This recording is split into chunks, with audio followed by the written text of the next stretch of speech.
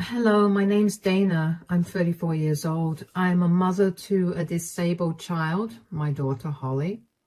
I had Holly when I was in a relationship with my ex-husband. The two of us had always wanted a child, so we tried immediately after we got married and I got pregnant with Holly. However, I had to give birth prematurely and Holly didn't get to fully develop physically. Her arms aren't developed and her legs are all crooked. Anyway, it takes a lot more patience to raise a disabled child. The stress of it all got to my ex-husband and he asked for a divorce just a few months after Holly was born. I was devastated after that, and I barely made it out of the divorce alive. The only person that kept me going was my sweet baby girl. I made a promise to myself that if I ever got into another relationship, I would never be with someone who would not see Holly as a child and would rather see her as just a disabled person. 4 years after my divorce, I met Jake at a coffee shop. The coffee shop was crowded and we ended up sharing a table. We got to talking and we spent a good while talking. We decided to meet up again, and before I knew it, I began developing feelings for him. So I informed him that I was a single mother to a disabled child, and if he was not okay with that, we'd have to stop meeting. He told me he was okay with that, and that he had a daughter from a previous marriage. We dated for 1.5 years before we introduced each other to our kids, and I loved his daughter, Kiara. Not only because she was so sweet, but also because she got along so well with Holly. She treated Holly like a regular kid, and it made my heart melt. Kiara was significantly older. She was around 14 when I first met her, and even though good behavior is expected from kids at that age, it was still heartwarming to see her treat Holly so well. After we introduced each other to our kids, Jake and I decided to move in. Jake had his own home while I lived in a rented apartment, so we figured that Holly and I would move in with him. A few months after we moved in together, Jake proposed to me and I happily said yes. I was practically floating on cloud 9 after we got engaged. I never thought that my life could get any more perfect. Around Christmas time of our 3rd year together, Jake asked me if I'd be open to taking a family picture for us to put on Christmas cards that he could send to his family and friends. Of course, I was on board with that, so we decided on a day to get the pictures to get taken, and when the day came, I got Holly ready. Jake began to get impatient and called everyone to gather round. Okay, everyone, gather round. We're going to take a picture to put on our Christmas cards. Do we have to do this? Dad, I have to complete my homework right now. It's only going to take 10 minutes at best. Your homework can wait that long. Dana, come on. I'm here. Sorry, I was just getting Holly ready. I'll just park Holly's wheelchair here. Is that okay, sweetie? Yes, Mama. Oh, Holly, could you move yourself a little away? A little away? She's going to be out of the frame. Yeah, that's kind of the point. Excuse me? This seems a little too much for us. Come on, Holly, let's go play some Xbox. Thank you, darling. Gosh, look what you've done. Why do you always have to be so dramatic? Dramatic? What are you even talking about? You were the one who asked my child to be out of the picture. Yeah, because I don't want people to get disgusted when they receive our card. What? Oh, please. You and I know that Holly is an eyesore. Every time I see her in one of our pictures, I feel like the entire picture is ruined. Have you felt like this the entire time? Not the entire time. I mean, I love Holly. And I mean nothing against her, but her huge wheelchair and her deformed hands make for such a bad eyesore. Wow. The last thing I expected out of you was to be ableist towards my daughter. That's not it. I just want us to have good family pictures. This is the first time in 4 years that I'm going to be able to take a bigger family picture that's not just Kiara and me. You know, when you got into a relationship with me, you agreed to be a part of Holly's life and let Holly be a part of yours. You cannot possibly ask her to not be a part of our family picture. Just because she doesn't fit your aesthetic purpose is no reason to exclude her. I told you that I meant nothing against Holly. Save it. If you truly loved Holly, you'd look past everything and you'd care more about her than some stupid need for a good picture. I'm going to grab Holly and I'm going. Don't even try to contact me. Oh, come on. It's not even that deep. We can take the picture with Holly. Don't leave. I couldn't believe what Jake said. He had never said anything remotely mean about Holly. He always treated her so well and always made sure that she was comfortable where we went. He was excellent with her, and I had always thought I hit the jackpot by finding him. Clearly, that was not the case. I never expected him to think Holly was disgusting. Jake followed me as I made my way over to Holly's room and grabbed a bunch of her things. He kept telling me that I was overreacting and that I didn't actually understand what he was saying. I didn't answer him at all and just let him ramble. I went to Kiara's room where Holly was and told her that we were leaving and wheeled her out of the house and into my car. I drove away to my mom's place. My mom looked very concerned when we showed up because I looked so pale. Once inside, I explained to Holly that we were going to be staying with my mom for a little bit, and Holly was understanding. I sat her in front of the TV and went into the dining room so I could talk to my mom. My mom was furious with Jake for the things he said and asked me if I wanted her to babysit Holly while I went and sorted things out. I told her that wasn't necessary. The thing is, my whole perspective of Jake changed the second he uttered those words. Gone was the kind and caring man. He was now just the same as my ex-husband, a disgusting, discriminating coward. I didn't see how talking to him would make anything better. I was filled with so much rage towards him that I wasn't sure if I could talk to him without being rude. Being rude towards him would not make me any different than him, and I didn't want to give him that satisfaction. I stayed with my mother for a week, and during that week, Jake kept blowing up my phone with texts and calls. I never responded to any of them. I may have calmed down a little over the week, but I was still beyond angry at him. But then, one day, Jake's mother, Sherry, called me. "Hi, sweetie, I hope I'm not disturbing you." No, I just gave Holly a bath and now she's watching TV. That's good to hear. I just called you because I needed to ask you something. Yeah? What is it? Have you broken up with Jake? I don't know. We just had a huge fight and I'm staying with my mother right now. Right, that's what Jake told me. He told me that you got mad because he asked that Holly move a little to the right and you didn't like that. I know that it's not my place to butt into your relationship, but don't you think that it's a bit much to get so mad at that? Jake's struggling at home and he's been calling everyone to see if we got in touch with you. First of all, Jake didn't just ask Holly to move to the right. He asked her to move out of the frame. Move out of the frame? Why would he ask that? Because he thinks that Holly is an eyesore that's going to make everyone feel disgusted. What? He cleverly left out the most important detail just to paint me in a bad light.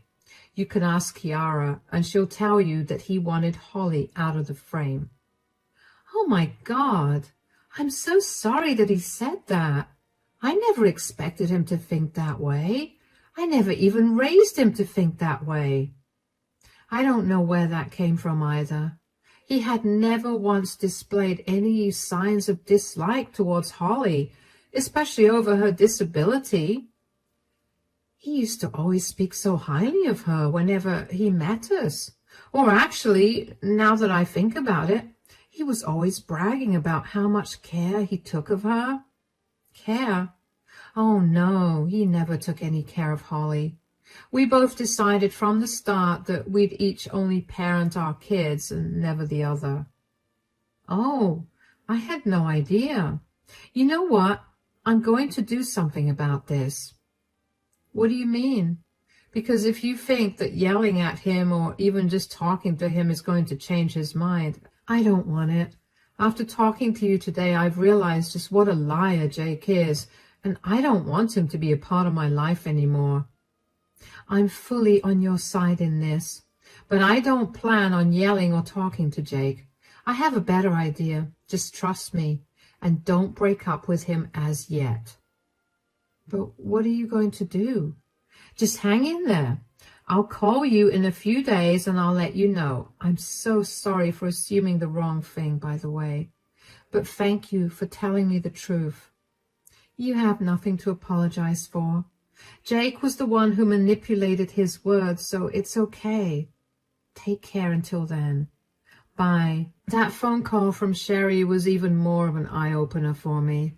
Clearly all the things that I thought Jake did for Holly because he loved her were not done out of love, but rather as a means for him to show off. The thought of that only made my anger flare up. The same girl that he was bragging about was too ugly to be in his pictures. The sheer audacity of that man to do that. And aside from that, he also conveniently left out what the fight was about. When I heard Sherry tell me that, it took everything in me to not be mean to her. She did nothing wrong to me. In fact, she was wonderful. She and I got along really well, and Holly loved her too. I knew that Sherry was only acting on information that Jake had given her. Jake knew how well Sherry and I got along, and I didn't know if this was his way of ruining our relationship. Given everything that happened, I wasn't too surprised that he'd be capable of doing that. What I didn't expect was for Sherry to be so on my side that she'd be willing to teach Jake a lesson for treating Holly so badly. I didn't understand why she felt so intensely about the issue as I did, but I chalked it up to her being a good person and someone who advocated for the disabled. While I was right about that, I didn't realize just how personal this issue was to her. A few days after my phone call with her, I got another call from her. I had been racking my brain about the ways in which she would take care of Jake, but I couldn't come up with a single thing. So when she finally called again, I couldn't have been happier than to find the answer that I was looking for. Sweetie, are you free right now? Yeah, why? Hold on, my mother wants to talk to you. Your mother? Why? Is everything all right? Yes, nothing to worry about. I was just telling her about what happened between you and Jake, and she wanted to talk to you. Oh, yeah, of course, I don't mind talking to her. Hi, darling. I'm Sherry's mother and Jake's grandmother. My name's Emma. Hi, Emma. My name's Dana, and Jake is my fiancé, for now at least. Sherry was just telling me about the mean things that Jake said. I'm so sorry that Jake said that. No, you don't have to apologize for anything. If you don't mind me asking, what kind of disability does your daughter suffer with? Well, she didn't get to fully develop in my womb. Her hands didn't develop, and her legs are crooked. She'll get into braces soon, but the doctors did tell us not to hold out much hope for that. I understand that. It must be really hard for you to see your child not getting the same treatment and opportunities as everyone else. I can't even begin to express how much that hurts. And hearing Jake say the same things that you know your daughter is going to hear in the future must have stung. Yeah, I want my daughter to grow up in an environment where she feels loved and accepted for who she is. I already know she's going to face a lot of issues in the future, so at the very least, her home should be a safe place. And if Jake himself thinks this way about her, then I'll never be able to give my daughter that. You're an amazing mother. I wish my parents were even half as kind as you. What do you mean? Polio took away my ability to walk, so I'm disabled now, which is why I wanted to talk to you. I made sure to raise my kids to be nice towards everyone, and my kids have done the same to their kids. I couldn't fathom why Jake would say something like that. I wanted to ask you if I could meet your little one. Oh my, of course you can. I'm sure she'd feel wonderful when she sees someone else who's just like her. I'm sure she'll feel that way too. Lord knows that I wanted that when I was younger. I'm hosting a birthday dinner for my 87th birthday this weekend. Why don't you two drop in? Oh, are you sure? I don't want to intrude on a family gathering. You will not be intruding at all. Just don't tell Jake anything. I'm going to humiliate him, and he's going to be crying for forgiveness. I've had a lifetime of discrimination and bullying because of my disability, and I'm not going to let someone in my family do to a child what I had to go through. Thank you so much, Emma. This really means a lot to me. Of course, sweetie. Now, I have to go take a nap, but take care of yourself. I can't wait to meet you. I can't wait to meet you either. Take care. I couldn't believe that I didn't know that Jake's grandmother was alive. You'd think it would come up in some conversation during our 3 years of being together, but it never did. It's even more alarming because Emma was disabled, and that would have been a great way to engage with Holly. Regardless, I was just glad that Jake's family was so much better than him, but the fact that they seemed to care more about Holly than Jake did, without even knowing her that well, made me incredibly sad. Why didn't Jake just talk to me about his feelings instead of stringing me along this way for so long? That's something only cruel people are capable of. When the weekend came, Holly was practically buzzing with energy. There was nothing Holly loved more than dressing up and going to a party. I didn't tell her that Emma was in a wheelchair just like her because I wanted her to be surprised when she saw Emma. I was sure she was going to be really happy to see someone who was older in a wheelchair just like her. When we got to Emma's house, one thing was clear. Emma was made of money. We pulled into the driveway of the fanciest house I've ever seen, and I had to double-check that I was at the right address. Anyway, Emma and I made our way into the house, and I was immediately greeted by the sight of a pretty big number of guests. None of them noticed me. Only one of them did. Jake. Jake's face paled, and he started trembling when he saw Holly and I there. He quickly made his way towards us. Dana, oh my God, what are you doing here? Why do you care anyway? Can you not be difficult with me right now? I haven't heard a word from you for a week, and now you just show up to my grandmother's birthday dinner. Do you have anything to say for yourself? I don't have to say anything. You are the one that needs to apologize. How did you even know about this dinner? She knew about it because I invited her. Hi, Dana, darling. How are you? I hope you didn't have much trouble finding the house. I'm doing good. And no, I didn't have any trouble with finding the house. How are you? I'm great. I barely feel like I'm a day over 60. Happy birthday, by the way. Holly, sweetie, wish Grandma Emma a happy birthday. Happy birthday, Grandma Emma. Oh, thank you so much. You're such a pretty girl, Holly. And you look just like me, but, older. Holly. Oh, it's okay. She's only speaking the truth. Okay, sweetie, we can hang out some more in 10 minutes. For now, you can go play with my great-grandkids. Don't worry about taking Holly there. I'll ask Sherry to take care of that. Wait, Grandma, how did you know about Dana? I heard the two of you got into a huge fight the other day. Dana, you told my grandma about it? Does privacy mean nothing to you? Sorry, didn't tell Mom.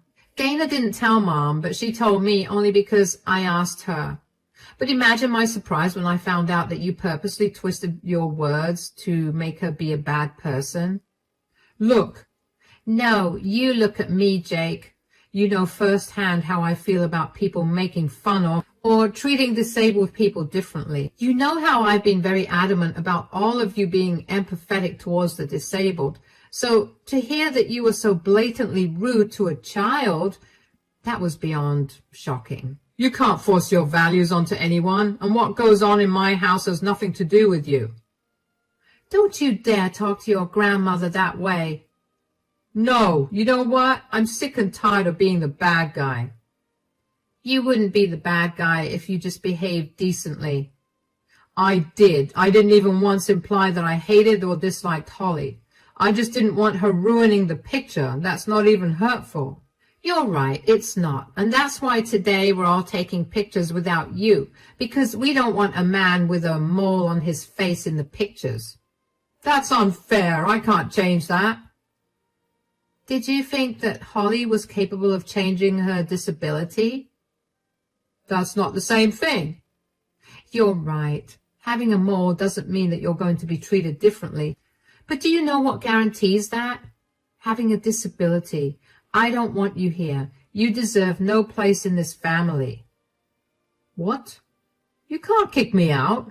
This is my house and it is my birthday. No one is going to go against me, so leave. Come on, Dana. I want to spend more time with you and Holly. Jake looked at Emma as if he had grown a second head. But Emma didn't pay him any mind.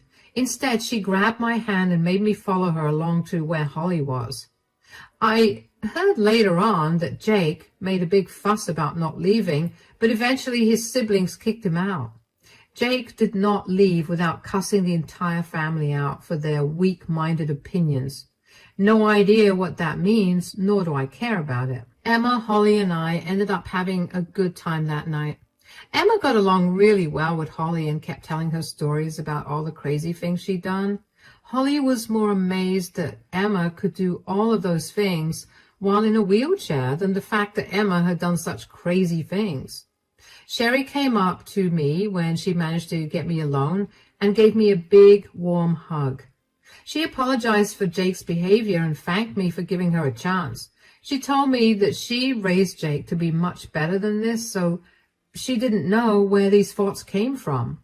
I mean, I imagined that growing up around someone who was disabled would make one more empathetic towards the disabled, but in Jake's case, it went the complete opposite way. Jake's siblings and I also got to talking. We had briefly met each other a year ago, but we didn't actually get to talk. They were all such lovely people who practically showered Holly with kind words. How Jake was related to all of them is beyond me. The dinner went really well, and I felt happy for the first time after Jake and my big fight. Both Holly and I went back home with the biggest smiles on our faces. But that joy did not live very long. Just 2 days after the party, Jake came over to my mother's place and began banging at the door and yelling for me to open up. I quickly put my mom and Holly into one room and told them not to come out unless absolutely necessary. I took a deep breath and opened the door. I didn't even get to say a word before Jake started yelling at me.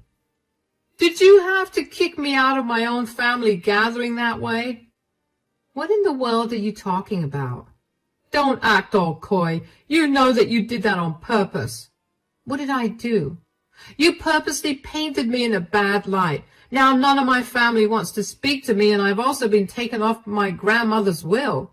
Do you know how much I was counting on that? Why would you blame me for your disgusting ideas? It was one picture. You could have just talked to me about how you felt instead of ratting me out to my family. I did tell you that it wasn't a nice thing to say. You told me that your ideal picture was more important than my feelings. Oh, you've ruined my life. I knew that being in a relationship with the mother of a disabled child was a bad idea. Who asked you to be with me? I warned you clearly when we first started dating that my girl would be my priority, and if you did anything to hurt her, we'd be done. I didn't know how intensely your family felt about the disabled, but I'm very glad that they do, because it shows me that you're the only one with disgusting values. I'm going to make you pay for what you've done to me. What do you want me to pay for? A lesson in ethics and morality? Because I hope what's happened here has been enough. You're impossible. You need to talk to my mom and my grandmother about this. Tell them you were lying and get them to talk to me again.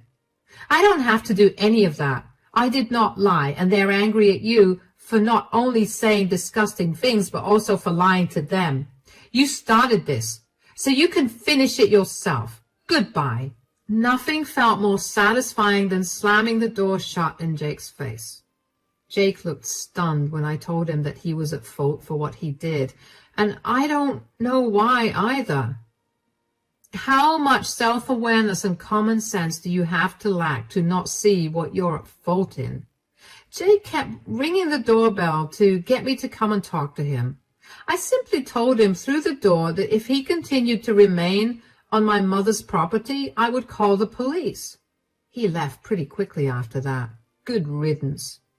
Needless to say, the engagement got called off. Jake and I broke up and things went back to normal after that.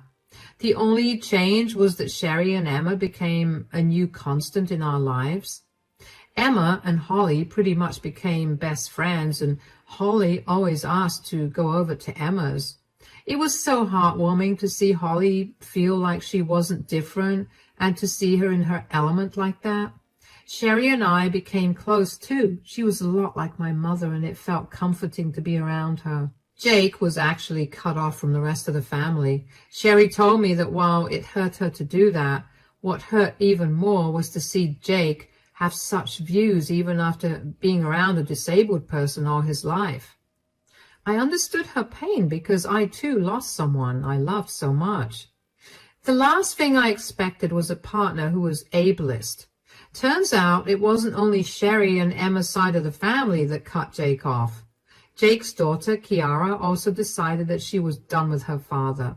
As soon as she turned 16, she moved in with Sherry. Jake never tried to fight for custody because he thought that Kiara was also brainwashed with his family's ideals. I can't believe that I had ever loved him, but I was glad that I got to spend more time with Kiara and that Kiara and Holly got to be with each other again. I only had to meet Jake one more time after we broke up, and that was only to move my things out of his house. Jake did not hold back from insulting me and throwing all kinds of words at me for ruining his life. I barely paid him any mind, and that only angered him more. It got to a point where he lunged towards me, but thankfully I saw him coming towards me out of the corner of my eye and moved out of his way. I told him to keep his anger to himself, and I will call the cops myself and get him arrested for trying to hurt me. Jake huffed and left the house. I quickly grabbed my stuff and practically ran out of the house.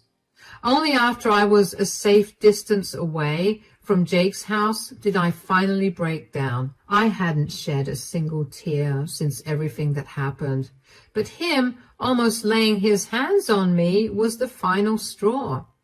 Of course, I got a restraining order against Jake because I didn't want him to get anywhere near me or Holly.